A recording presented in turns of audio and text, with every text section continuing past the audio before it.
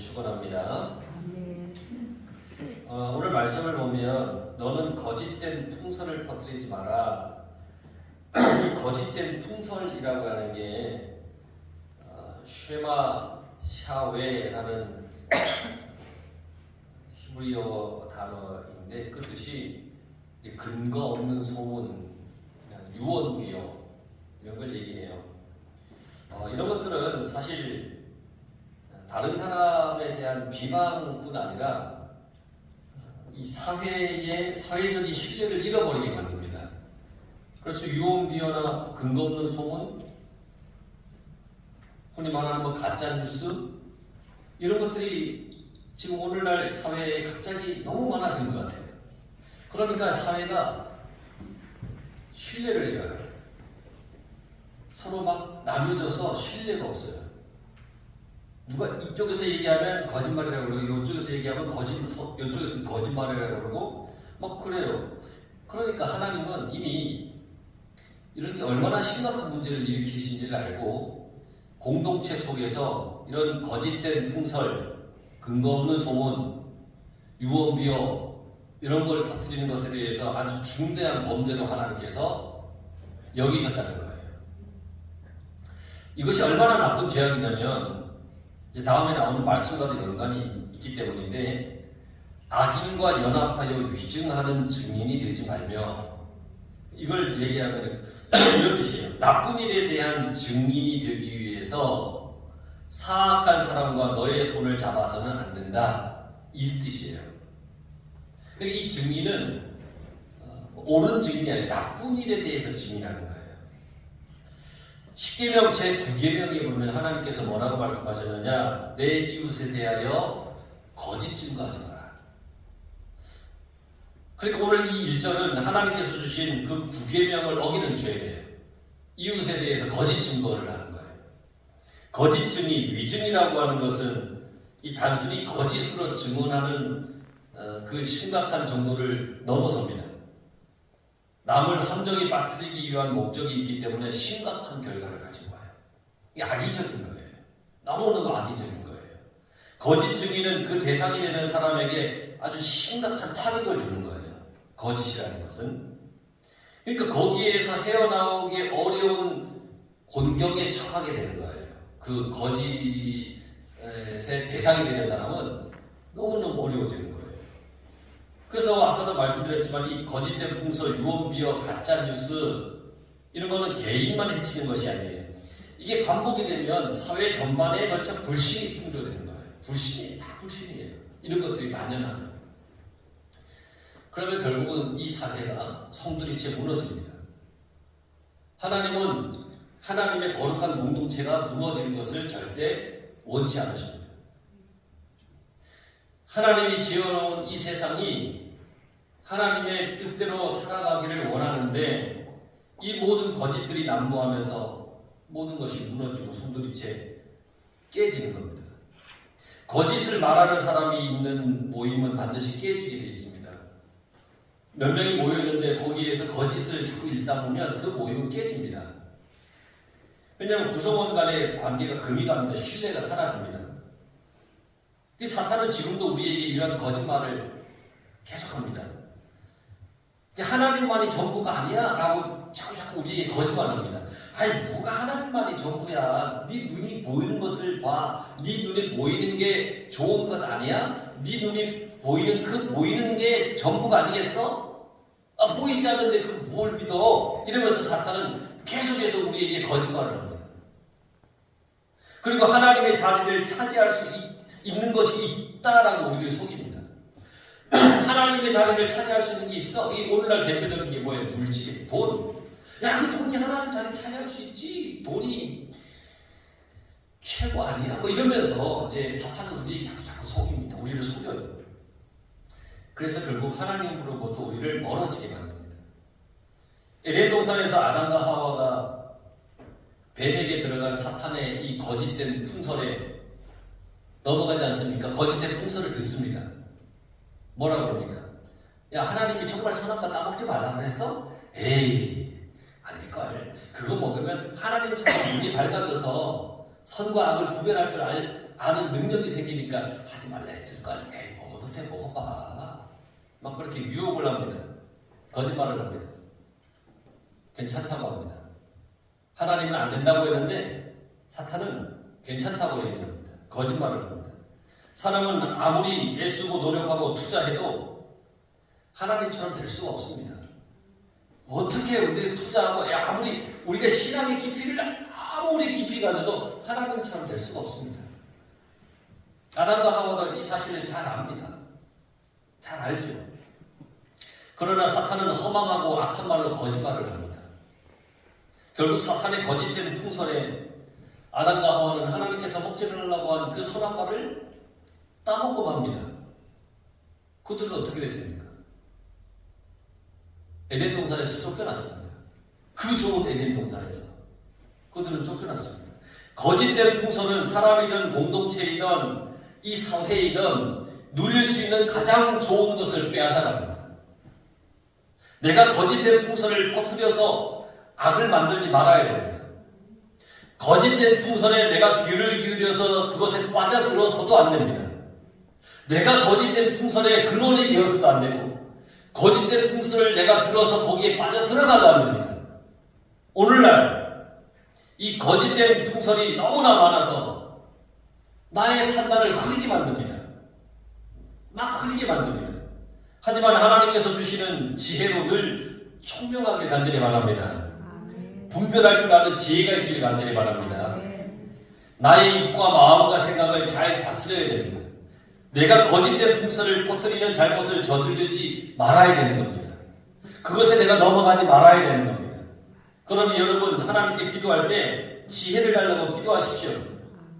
잠언 12장 22절에 보면 거짓 입술은 여호와께 미움을 받아도 진실하게 행하는 자는 그의 기뻐하심을 받는지라 그랬습니다.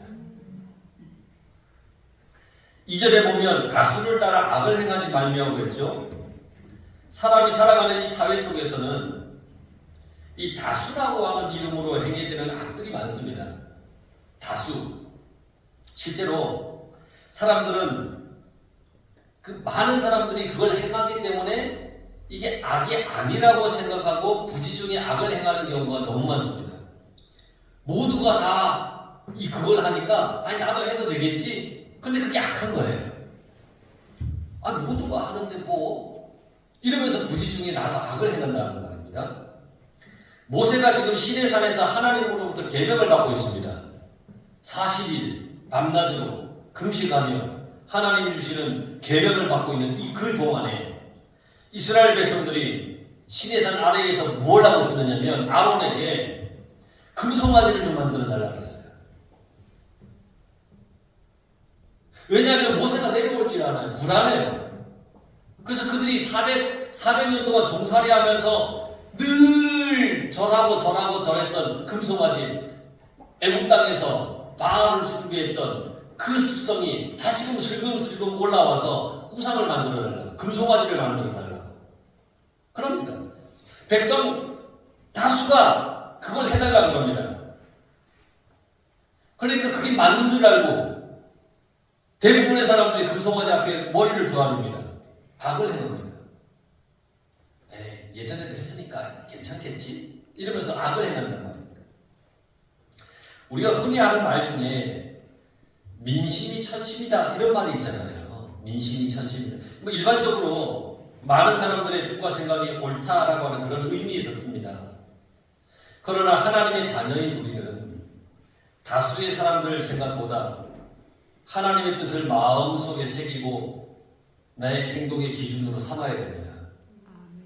다수가 그렇게 간다고 해서 그게 옳은 길이 아닙니다.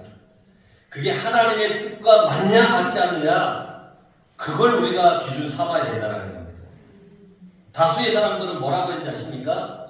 예수님을 십자가에 못 박으라고 했습니다. 옳은 겁니까? 죄 없는 예수님을 자기들의 마음에 들지 않는다고 자기들의 기득권이 사라질 것 같아서 예수님을 십자가에 못 박으라고 했습니다. 다수의 사람들이 사도 바울을 돌로 치하고 있습니다. 에베소의 이 군중들이 소요를 일으켰습니다. 왜 당신은 우리 살거리, 먹고 살거리를 위협하느냐 그러면서 사도 바울을 돌로 치라고 했습니다.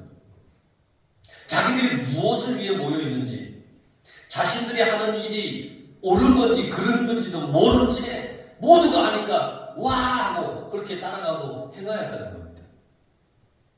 여러분, 성도들은 오직 하나님의 말씀에 따라 판단하고 행하며 살아가야 됩니다. 이 말씀의 뜻에는 성도가 세상 사람들과 연합하여 악을 행하지 말라는 의미도 있습니다. 얼마나 많은 성도들이, 얼마나 많은 교인들이 세상의 악한 것과 손을 잡고 연합해서 악을 행하는지 모릅니다.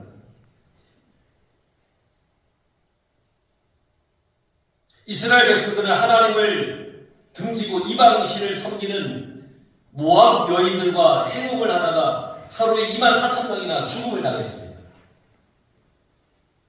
세상 사람과 연합해서 악을 행하는 겁니다.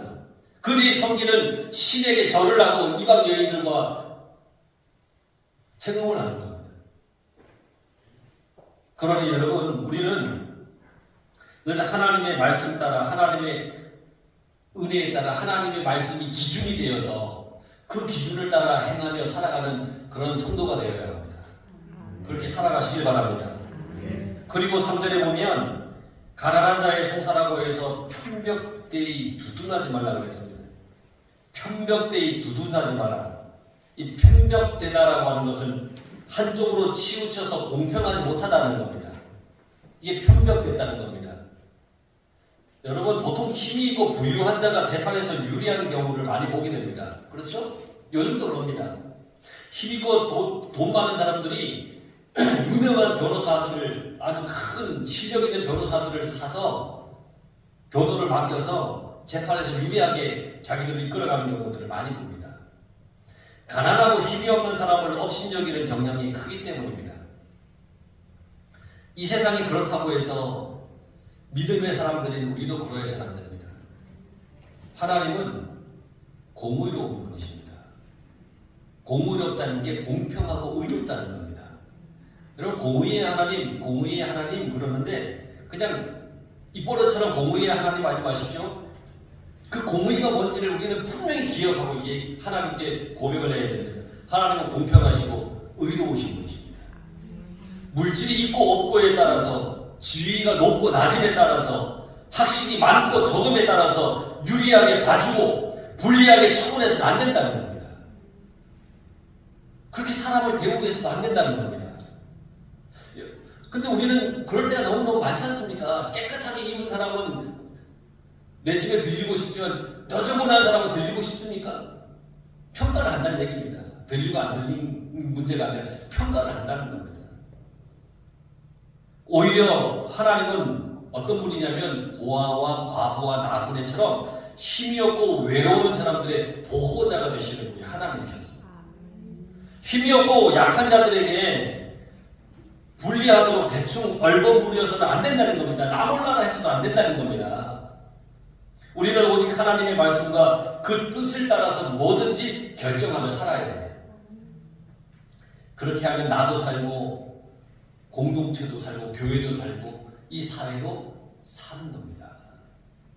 모든 것을 파괴하는 근본적인 원인은 거짓말이고 편견, 한쪽으로 치우치는 행동 때문에 모든 것이 파괴되는 겁니다. 공의로우신 하나님을 따라서 우리도 공의롭게 그렇게 살아갈 수 있는 그런 삶을 매일매일 살려고 애써야 되는 겁니다. 그리고 4절부터 쭉 보면 그런 거예요. 여러분, 원수 같은 사람이 어려움을 당하면 어떠세요? 제가 원수 같은 사람이에요. 이제 어떤 사람이. 근데 이 어려움을 당했어요. 어떠세요? 막 안타까우세요? 막 어려움을 당하면 막 가슴이 미어지십니까? 원수 같은 사람이에요. 좋은 사람이에요. 원수 같은 사람이에요. 어려움을 당했어요. 정말 어려움. 매일 날 힘들게 하고 막 진짜 미칠 것 같이 나를 힘들게 했던 원수예요. 근데 그 원수가 어려움을 당했어요. 안타까우세요? 가슴 미어지세요? 아니면 고소하세요? 막 쾌재를 부르십니까? 너희 시원대가 그럴 줄 알았다. 하나님은 살리셔! 막 그러지 않습니까? 혹시? 근데 하나님께서 하시는 말씀을 우리 한번 잘 보세요. 4절 5절. 그러니까 하나님이 살아계셔야 고소해 이렇게 한 마음을 가졌다면 4절 5절을 우리가 읽으면서 마음에 여러분 큰 우리 이제 깨달음을 가져야 됩니다. 4절 5절 보면 네가 만일 내 원수의 길 잃은 소나 나귀를 보거든 반드시 그 사람에게로 돌릴지며 네가 만일 너를 미워하는 자의 나귀가 짐을 싣고 엎드러짐을 보거든 그것을 버려두지 말고 그것을 도와 그 짐을 부릴지니라 그랬어요. 원수의 소나 나귀가 길을 잃는 것을 보면 그것을 원수같이 여기는 사람에게 데려다 주는 거예요. 길 갔는데 길을 내가 걸어가는데 소나 나귀가 길을 잃고 있는 게 보았어요. 근데 보니까 원수 같은 그 사람의 이 소나 나귀인 거예요. 근데 아마 저 같으면 그랬을 거예요. 저리가 그리고 그냥 잃어버리든지 말든지 그냥 뻥뻥 걷어차든지 돌멩이 던지든지 그랬을지도 몰라요.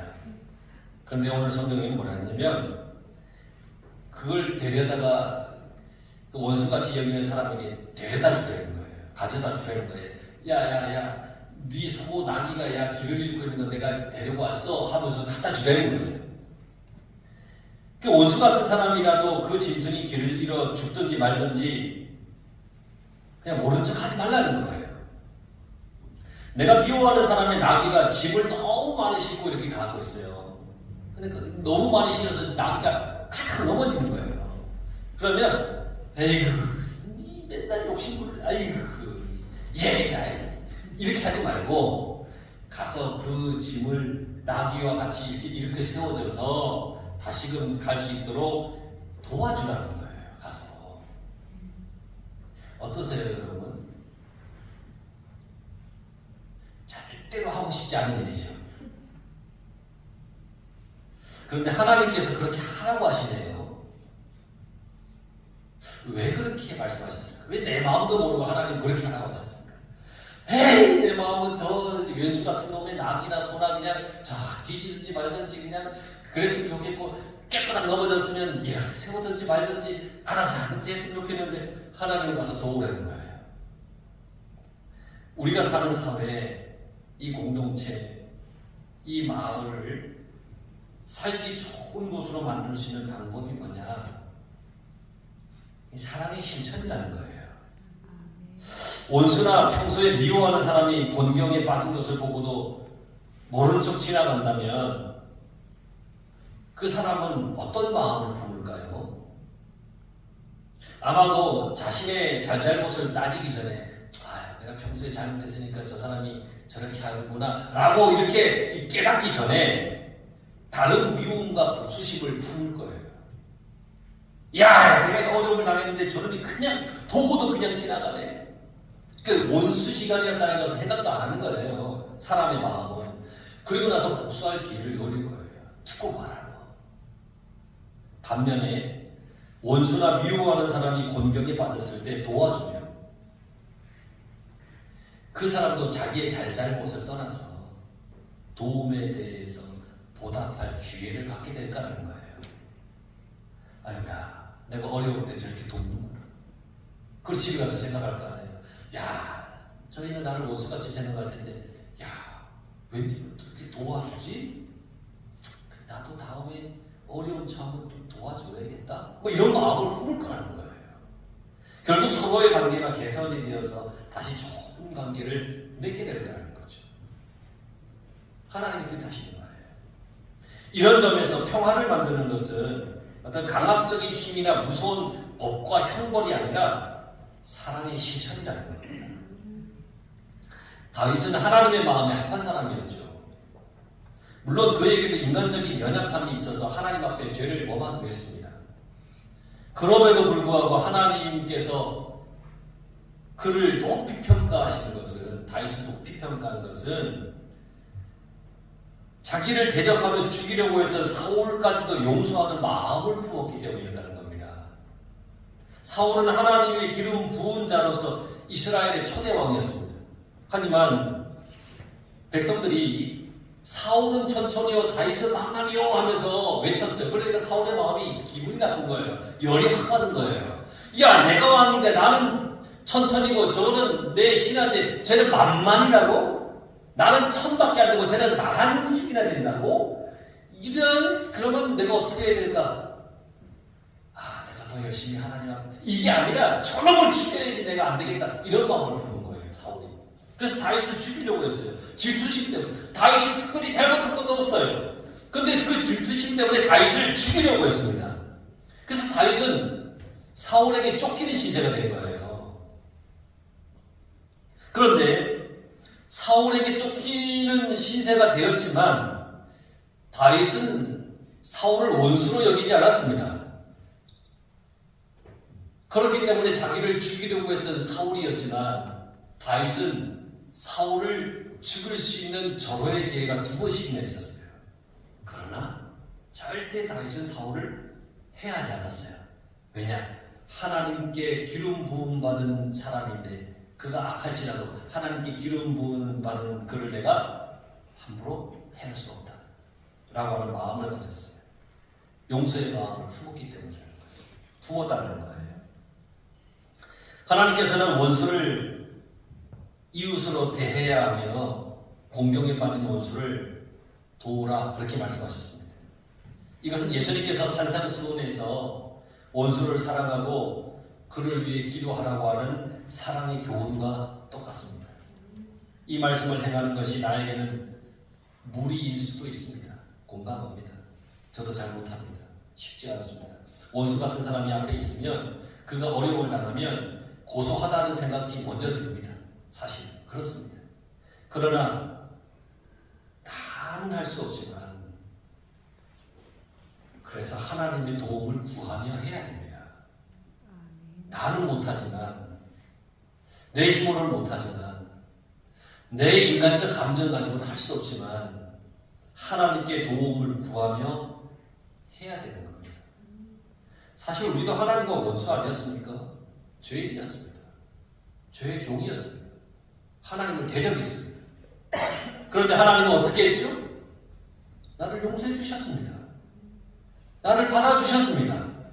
내가 어렵고 힘들고 넘어질 때 에이 고소하다 이렇게 하지 않았습니다. 오히려 가슴 아파했고 오히려 내게 손을 내밀어 주신 분이 하나님이십니다. 미워하는 마음은 사탄이 주는 것이고 사랑하는 마음은 하나님께서 주시는 겁니다. 그러니 혹 미워하는 마음이나 원수 같은 사람이 잘 안 됐을 때 고소한 마음이 든다면 이건 사탄이 주는 겁니다. 그러니까 혹시 해고 고소해 하는 마음이 들면 얼른 이건 사탄이 주는 마음이구나 하면서 얼른 사랑의 마음 내게 사랑을 주시는 하나님께 구해야 됩니다. 하나님 나는 잘 못하겠습니다. 그러나 하나님께서 내게 할 수 있는 마음을 주십시오. 미움은 내 마음 한 귀퉁이를 얼게 하다가 서서히 온몸을 꽁꽁 얼리고 만다고 합니다. 미움은 그렇답니다. 내 마음 한 귀퉁이만 얼게 했는데 이게 점점 번져서 온 몸을 꽁꽁 얼려버린다는 거예요. 사랑은 그 반대예요. 마음 한 귀퉁이를 따뜻하게 하다가 온 몸을 따뜻하게 하는 게 사랑이라는 거예요. 여러분 이 세상에 하나님의 사랑을 보여줘야 합니다. 그 사랑을 우리가 실천하며 살아야 됩니다. 하나님의 자녀인 우리가 그렇게 해야 합니다.